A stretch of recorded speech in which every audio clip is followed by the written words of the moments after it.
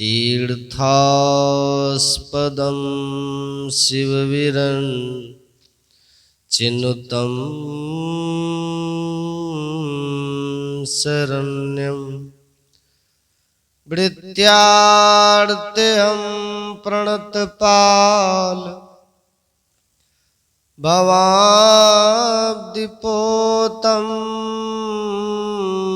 वन्दे महापुरुषते चरणारविन्दम्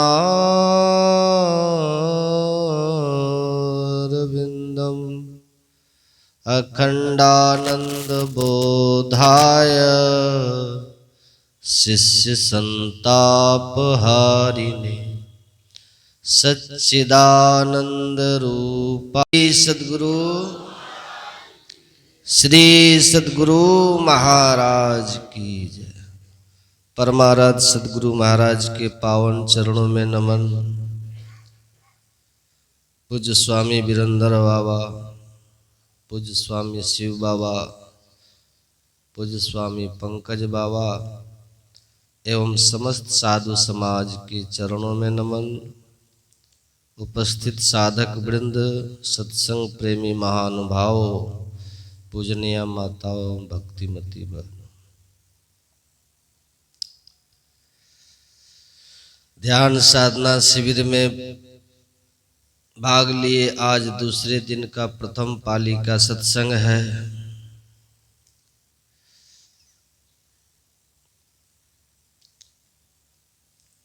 सबों के अंतःकरण में विराजमान प्रभु के अंश को प्रणाम निवेदित करता हूँ।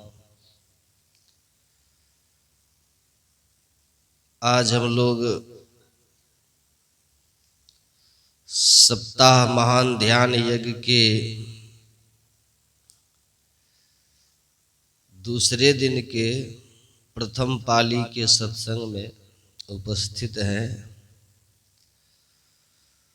और समय किस प्रकार से व्यतीत हो जाता है,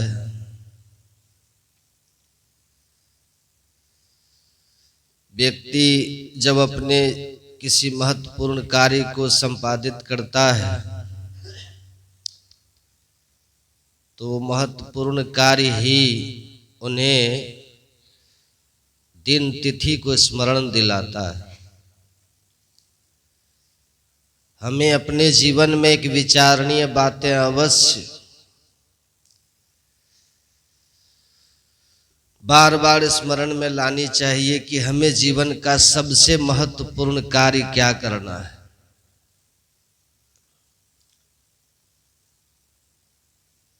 और आप सभी जो इस महान ध्यान ज्ञान यज्ञ में भाग लेते हैं, सत्संग और ध्यान में, ये गुरु की विशेष कृपा है आप सबों के ऊपर। नहीं तो ध्यान और सत्संग करना इतना आसान नहीं। कई जन्मों का संस्कार है जो आप साधना में और ध्यान में बैठ जाते, और ऐसे ही निरंतर भाग लेने वालों के जीवन में मृता मोहमयी माता जातो बोधमयं सुतः, अभी का जो पाठ हमने सुना मैत्रेयी उपनिषद से, हम लोग संतमत के अनुयायी हैं और संतमत में ज्ञान योग युक्त ईश्वर भक्ति का उपदेश दिया जाता है। ईश्वर भक्ति है लेकिन वह ज्ञान और योग से समन्वित है। संतमत में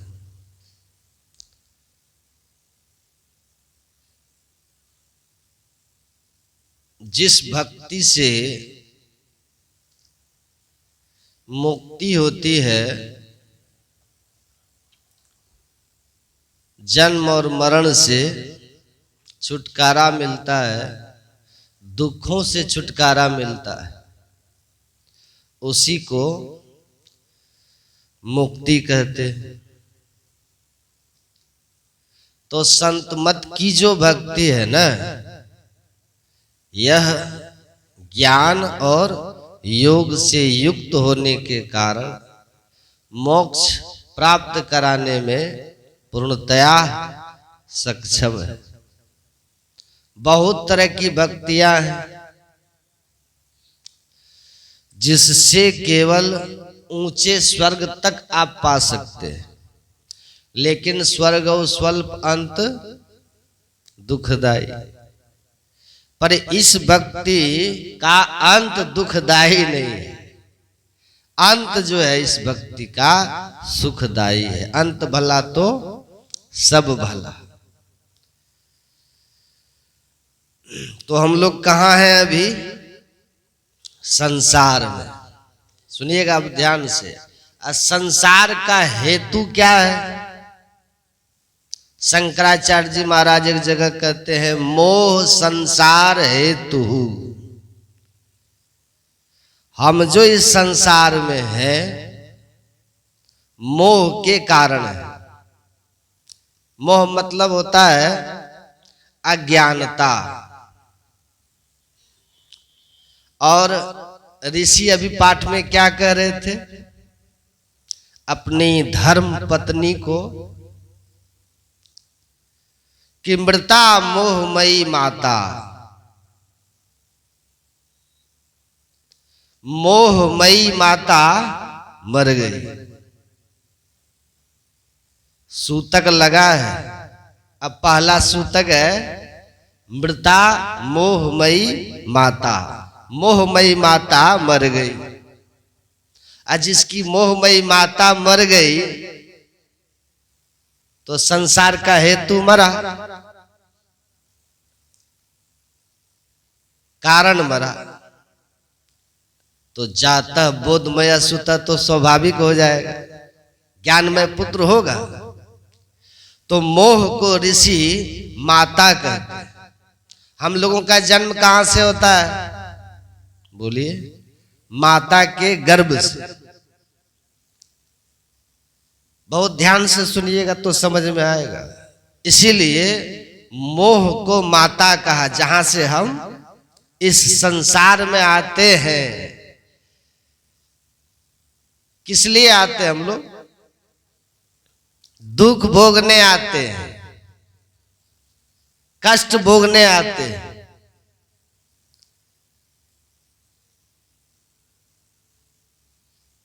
तो मोह को मां कह रहे ऋषि, जन्म देने वाली मां संसार में। ये मोह आज जन्म हुआ तो दैहिक दैविक भौतिक ताप आया।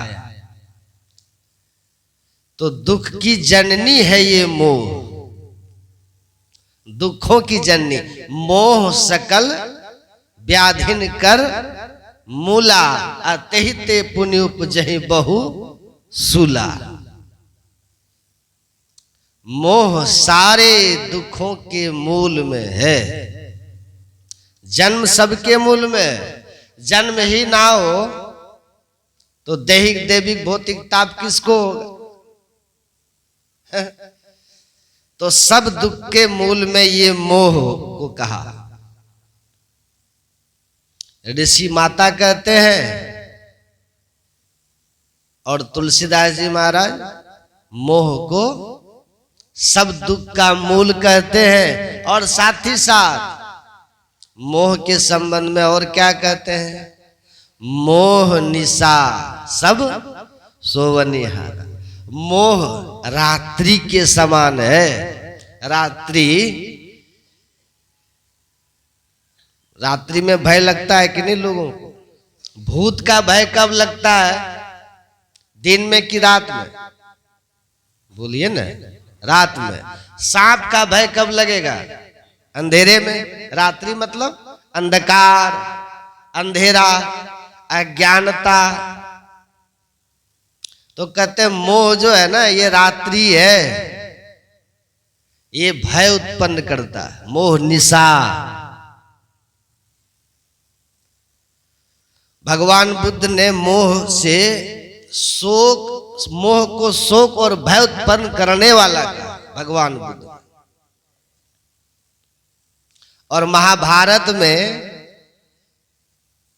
भीष्म पितामह ने युधिष्ठिर जी महाराज से कहा को मोहात मृत्युर प्रपद्यते, मोह ही मृत्यु का कारण है। भीष्म पितामह कहते हैं मृत्यु जब होगा तो पुनर्जन्म होगा। ईश्वर अमरता के कारण है जहां से पुनर्जन्म नहीं होगा, और मोह मृत्यु के मुंह में भेजेगा जहां से फिर जन्म और मरण होगा।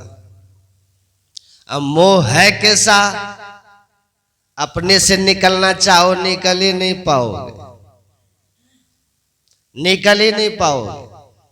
भगवान कृष्ण कहते हैं यदा दे मोह गलिलम, मोह जो है दलदल है, दलदल। भगवान कृष्ण अर्जुन से कहते हैं अर्जुन मोह एक दलदल है,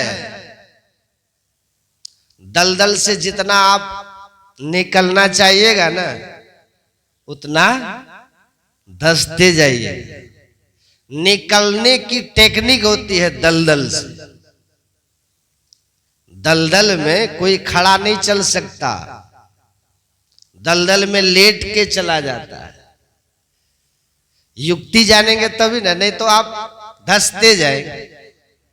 और इसलिए लोग कहते हैं क्या करें बाबा, माधो मोह फांस क्यों टूटे, कहते हैं ना। तुलसीदास जी कहते हैं मोह फांस है, बंधन है, फांस है ये मोह, बंधन है। और सूरदास जी कहते हैं पग न इत उत धरण पावत उर्जे मोह सेवार। पानी में चलिएगा ना, जब बंद जो ठहरा हुआ पानी तालाब का बहुत वर्ष का होता है, उसके नीचे सेवार जम जाता है, उगाता है। और सेवार में जब आप आगे बढ़ेंगे ना तो क्या होता है, वो सेवार पैर को बांध लेता है। जब पैर को बांध लेगा तो आप तैर नहीं पाइएगा, क्योंकि पैर बंध गया तो उसमें उलझ गए आप। तो क्या होगा, आप डूब के मर जाएंगे। तो आप समझ सकते हैं कि ये मोह की रात्रि, मोह निशा, मोह रूपी माता कितनी खतरनाक है। सब दुख के मूल में जन्म और मरण का हेतु है ये मोह। मोक्ष अगर होगा तो मोहमयी माता से आप मुक्त हो जाएंगे, या मोहमयी माता मर जाएगी तब मोक्ष होगा। कपिल मुनि सांख्य दर्शन के प्रणेता भगवान कपिल ने कहा कि ये मोह होता क्यों है। अब ध्यान से सुनिए कारण। भगवान महावीर ने कहा कारणम परिजानिया त्युचट्टा, पहले आप कारण को जान लीजिए, तब उसको निवारण में आसानी हो जाएगी।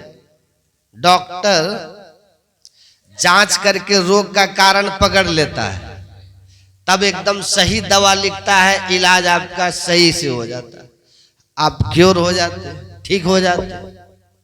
भगवान महावीर कहते हैं आपके जीवन में दुख है उसका कारण जान लो। रस्किन ने लिखा, रस्किन एक पश्चिम में दार्शनिक हुए, उन्होंने लिखा कि life is it self a misery, जीवन अपने आप में दुख है, जीवन अपने आप में दुख है। तो कोई पूछा होगा उनसे कि जब जीवन अपने आप में दुख है तो मृत्यु अपने आप में सुख है। तो किसी ने कहा कि इसका क्या मतलब कि मृत्यु को प्राप्त हो जाए तो जीवन जो है सुखमय हो जाएगा। तो आप ये जानते ही हैं कि आत्महत्या कर लीजिएगा तो और दुख में चले जाइएगा। तो रस्किन ने कहा लाइफ जो मैं कह रहा हूं कि जीवन अपने आप में दुख है, इसका उद्देश्य ये नहीं है कि आप मर जाओ तो सुख है। तो फिर सुख कैसे है? तो कहा कि जीवन में दुख का कारण ये है फैसिनेशन, अर्थात मोह, आसक्ति, दुख का कारण। तो सुख कैसे होगा? तो only a life without fascination can be happy. केवल वही जीवन सुखमय होगा जो मोह मुक्त होगा। अब मोह आता कहां से? मोह मुक्त होगा, लेकिन ये मोह आता कहां से? तब न छूटिएगा। तो कपिल मुनि ने उसका जवाब दिया सांख्य दर्शन में। वो कहते हैं अज्ञानेन,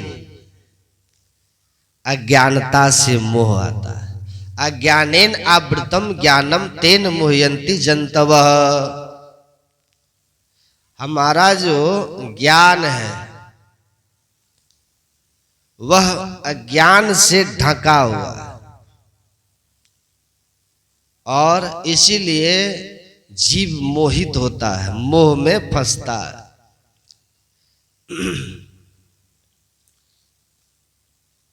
तो अज्ञानता मोह का कारण है। अज्ञान मोह से मुक्ति है, ज्ञान मोह से मुक्ति है। अज्ञानता किसको कहते हैं? तो कहा स्वस्वरूप विस्मृति ही, अपने स्वरूप को भूल जाना ही अज्ञानता है। स्वरूप विस्मृति हुई, देहाभिमानेन सर्वा दोषा प्रादुर्भवन्ति।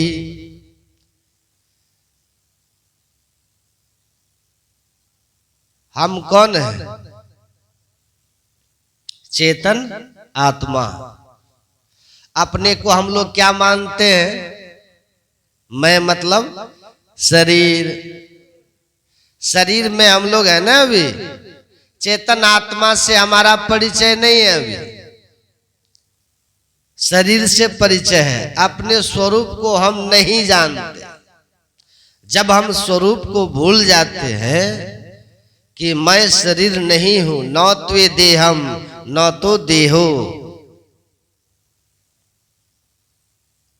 महाराजा जनक को कहते हैं अष्टावक्र मुनि। अष्टावक्र मुनि कहा न तुम देह हो न देह तुम्हारा, केवल यहां मोह का बंधन है। कितना कठिन बंधन है। आप सुने ना, गुरु महाराज कहते थे कि एक बहुत नामी बदमाश था, जेल में बंद था। जिस जेल में रहता था जेल तोड़ के भाग जाता था। तो बेड़ी हथकड़ी रखे मिस्किनिया नाम का एक बहुत बड़ा पहलवान आया। राजा को कहा कि कोई तुम्हारे राज में हमसे लड़े, तो कोई डर से नहीं लड़ता था उससे, क्योंकि जो उससे लड़ता था उसको जान ही मार देता था या देह हाथ की हड्डी तोड़ देता था। तो राजा ने कहा केवल इससे कोई लड़ ले ना तो हम उसको मुंह मांगा धन देंगे, इतना धन देंगे कि वो मर भी गया तो परिवार की 7 पीढ़ी दुखी नहीं होगा। तो जेल में बंद कैदी एक तैयार हो गए कि हम लड़ेंगे। राजा गए कि चलो चलो इज्जत तो बचेगी, लड़ोगे, हार भी जाओगे तो हार जाओगे। कहा कि हारेंगे नहीं, लड़ेंगे भी, पटकेंगे भी, पछाड़ेंगे। तो क्या करें? तो बहुत दिन से बंद था ना, तो बेड़ी हथकड़ी की चाबी नहीं मिल रही थी।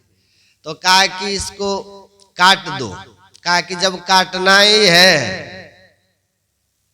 तो मैं तोड़ देता हूं। एक झटके में बेड़ी को तोड़ दिया, हथकड़ी को तोड़ दिया। तो राजा ने कहा रे, मैं तो सोचा बेड़ी और हथकड़ी के कारण तू जेल में बंद है, भागा क्यों नहीं?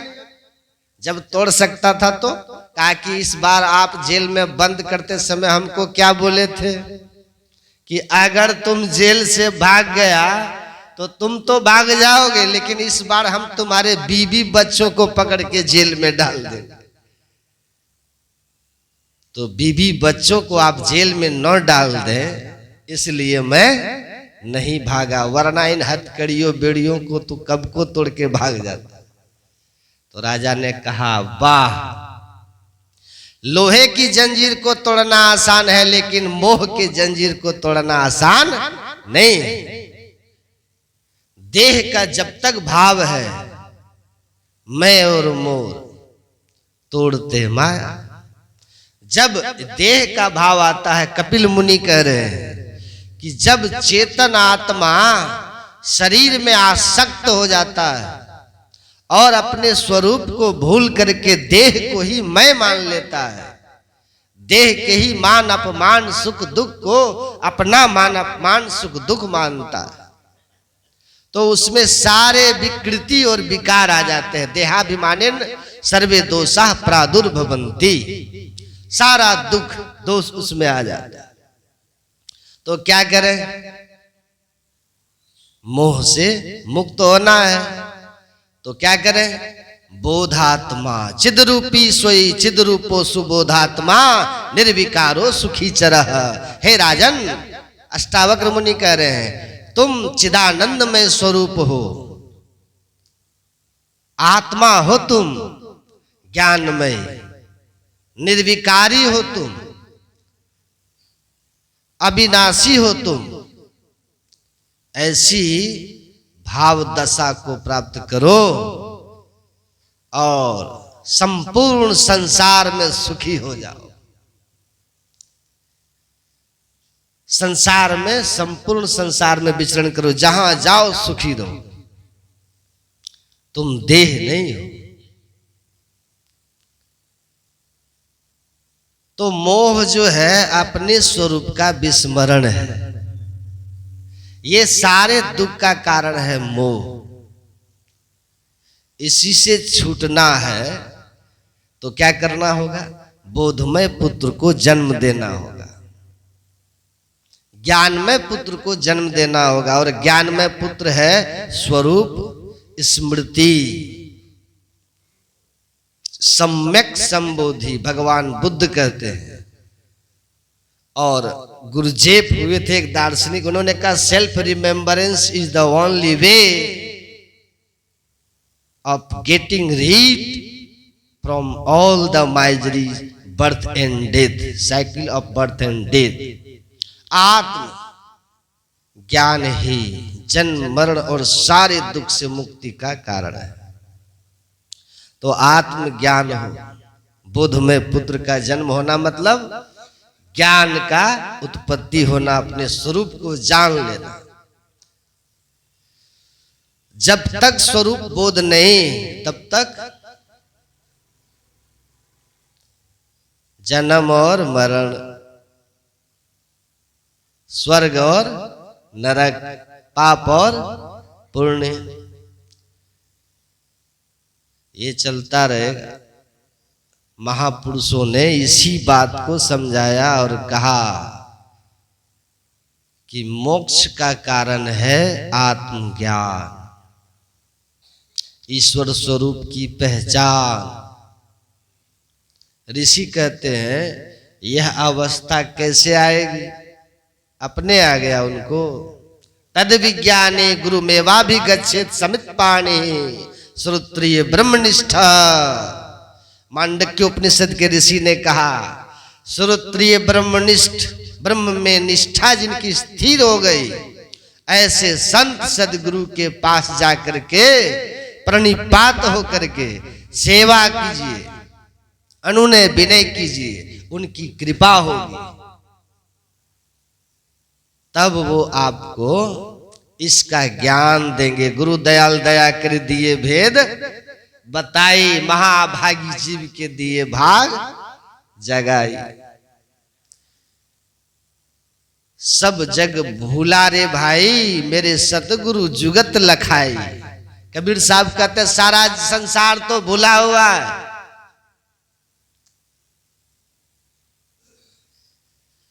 संसार पूरा भूला हुआ। सदगुरु मिलते हैं तो ज्ञान देते, सदगुरु मिलते हैं तो ज्ञान देते। गुरु ज्ञानांज सच्ची नेत्र पाया, अंतरि चानना अज्ञान अंधेर गमाइया। अंतरि चानना मतलब आंतरिक प्रकाश हुआ, अज्ञानता की रात्रि का नाश हुआ, मोह का नाश हुआ। ऋषि की यही अवस्था है, ऋषि की यही अवस्था। हृदयाकाशे चिदादित्य सदा भासति भासति नास्तमेति न च औदेति कतम संध्याम उपास। ये जो अवस्था है ना, ये जब तक अपने अंदर में अंधकार है, ये मोह छूटता नहीं। गुरु महाराज कहते हैं ना, भजो भजो गुरु नाम हो प्यारे, भजो भजो गुरु नामा हो। लेकिन तन धन दारा सपन है सारा, अंत ना आवे कामा हो। ये सब स्वप्न है। स्वप्न क्या है? अज्ञानता है। काम नहीं आएंगे, लेकिन घट में तेरे घोर अंधेरा सोई भरम का जामा। आपके अंदर में घोर अंधकार है और इस अंधकार के कारण ही ये मोह छूटता नहीं है। ये स्वप्न में आ सकते हैं आप, लेकिन स्वप्नों का स्वभाव है टूटेगा। स्वप्न कितनो अच्छा आप देख लीजिए, लेकिन टूटेगा। एक दिन मैं सोए हुए स्वप्न देख रहा था, कमाल का स्वप्न। क्या था? मैं आकाश में उड़ रहा हूं। आंख खुल गई, हम बोले हद तेरी का, हम तो अभी यही पड़े उड़ रहे थे। तो ये स्वप्न जो है कितनो अच्छा आप देख लीजिए, ये टूटेगा। क्योंकि स्वप्न मतलब कुछ जगने के पहले और सोने के बाद स्वप्न की एक ऐसी अवस्था है जो कुछ काल के लिए है। वैसे ये संसार है, संपूर्ण सुख की स्थिति आपके जीवन में हो, सब कुछ अनुकूल हो, पर आसक्त मत होइएगा, क्योंकि स्वप्न है टूटेगा, छूटेगा, है ना। जागिए। जागने के लिए इस मोह से ऊपर उठना होगा। मोह से अंधकार में रह के कोई ऊपर नहीं उठ सकता। इस नगरी में तिमिर समाना भूल भरम हर बार, खोज करो अंतर उजियारी छोड़ चलो नौ द्वार। लाख उपाय कीजिए, अंधकार में रहिएगा तो ज्ञान कुछ देर टिकेगा, और परिस्थिति जब आ जाएगी तो फिसल जाइएगा, अंधकार में फिसल जाइएगा। तो अंतर चानना, अंतः प्रकाश हो हमारी साधना। इसीलिए सत्संग कीजिए, मन मुड़ेगा। बार बार प्रकाश की महिमा सुनिएगा, शब्द की महिमा सुनिएगा, आत्मज्ञान की महिमा सुनिएगा, ईश्वर की महिमा सुनिएगा। स्वाभाविक है ना, मन अंतर्मुखी होगा। शब्द में गुण होता है ना, शब्द में गुण होता है, आपके मन पर प्रभाव डालेगा। जैसा शब्द सुनिएगा वैसा भाव आएगा, विचार आएगा। इसलिए कहा कि बाहरी सत्संग को उसी को कहते हैं जो अंतर सत्संग की प्रेरणा देता हो। अंतर सत्संग ध्यान अभंग। इसीलिए अपने घट दिया ना बारू, अपने अंदर में दिया जलाई। पूज्यपाद महर्षि संत सेवी जी महाराज कहते थे, जब बाहर दिया जलता है ना दिवाली का, तो सुबह उठ के देखिएगा कितना कीट पतंग उसके इर्द गिर्द जल करके मरे हुए। उसी तरह जब अंतः प्रकाश होता है, हारे सलभ सकल समुदाय। राम भगति चिंतामणि सुंदर बसे गरुड़ जाके उर अंतर परम प्रकाश रूप दिन राती। नहीं कछु चाहिए दिया घृत बाती, मोह दरिद्र निकट नहीं आवा। क्या कह रहे हैं? मोह रूपी दरिद्र निकट नहीं आती। ये मोह रूपी माता अज्ञानता अब आपको नहीं छुएगी। गुरु महाराज ने टीका में लिखा है, नवधा भक्ति की छठी भक्ति, छठदमशील विरति बहु कर्मा निरत निरंतर सज्जन धर्मा। छठी भक्ति दृष्टि योग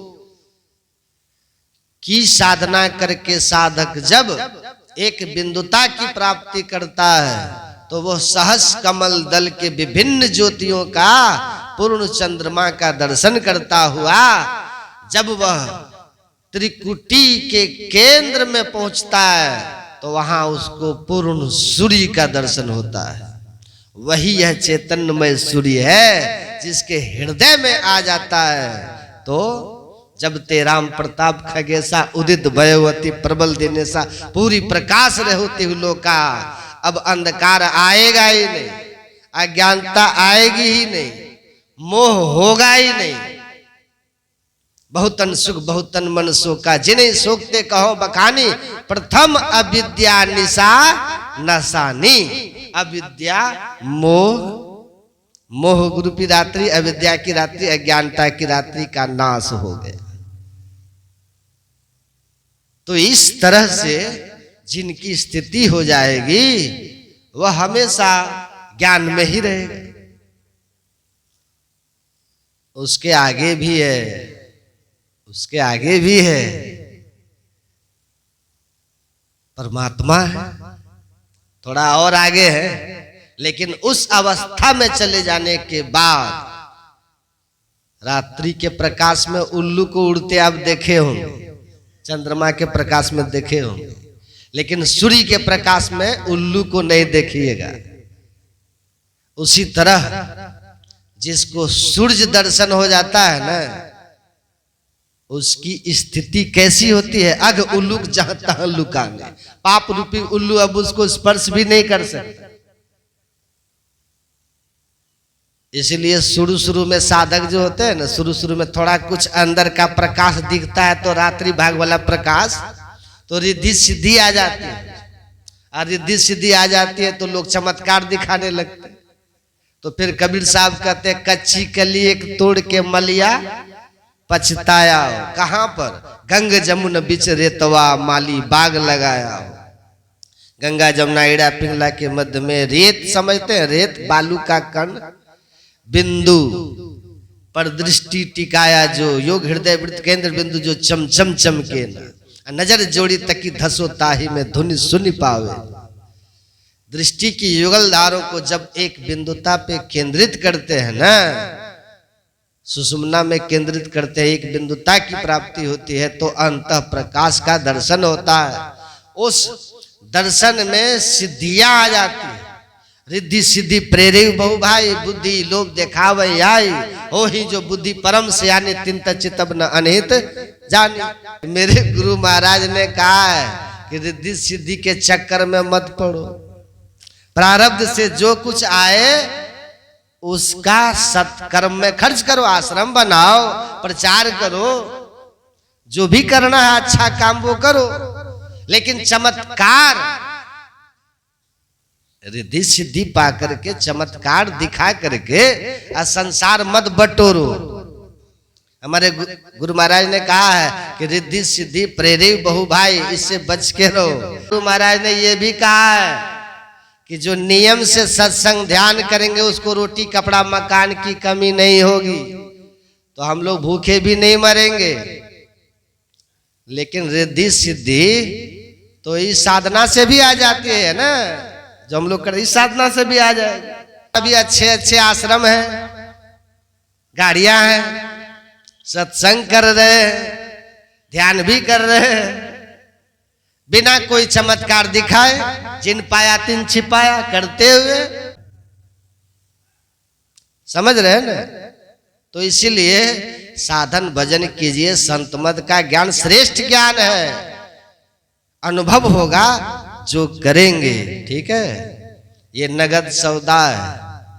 समय लगा करके साधना कीजिएगा ना, सदाचार में रहकर कुछ ना कुछ अनुभव आपको जरूर होगा, जरूर होगा। तो इसीलिए एकदम एक मुस्तैद होकर के साधना में लगे रहिए। बोलिए प्रेम से श्री सद्गुरु महाराज।